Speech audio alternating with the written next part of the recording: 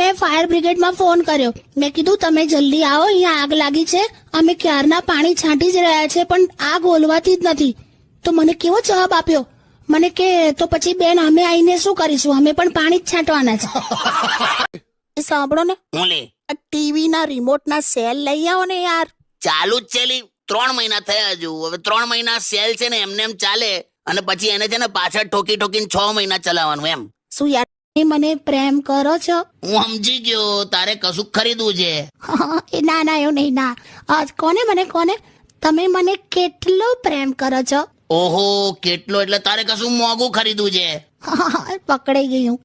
તારા વાંચવામાં નહીં આવ્યું હોય પણ છે. ચૂપ રહે. શિયાળાના શાસ્ત્ર પ્રમાણે એમ કીધું છે કે 6 વાગે ઉઠ્યા પછી 8 વાગ્યા સુધી રજાઈમાં આમથી આમ પડખા ફરવા એ મોર્નિંગ વોક માનવામાં આવશે. કોણ કહે છે? શિયાળાનું શાસ્ત્ર છે.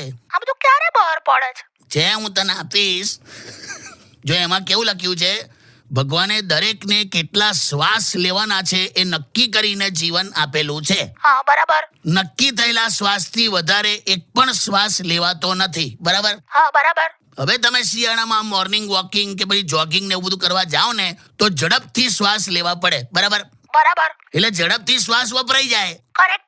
તો પછી શું થાય, લાંબુ જીવન ટૂંકું થઈ જાય. હવે તને એવું છે કે હું એલો જતો રહું? ના એવું મેં ક્યાં કીધું. બાબાજી તું આખું શાસ્ત્ર વાંચ, હું તને બહુ ડિટેલમાં લખીશ બધું. એમાં ગોદડામાં પડી જ રહેવાનું, એવું બધું છે ડિટેલમાં. આ મને શાસ્ત્ર જોઈશે. આપીશ હું તને, એપ્રિલ મે માં આપી દઈશ. દાળ ભાત બનાવું છું, તમને કઈ દાળ ફાવશે? મને ભાત સાથે કોઈ પણ દાળ ફાવશે.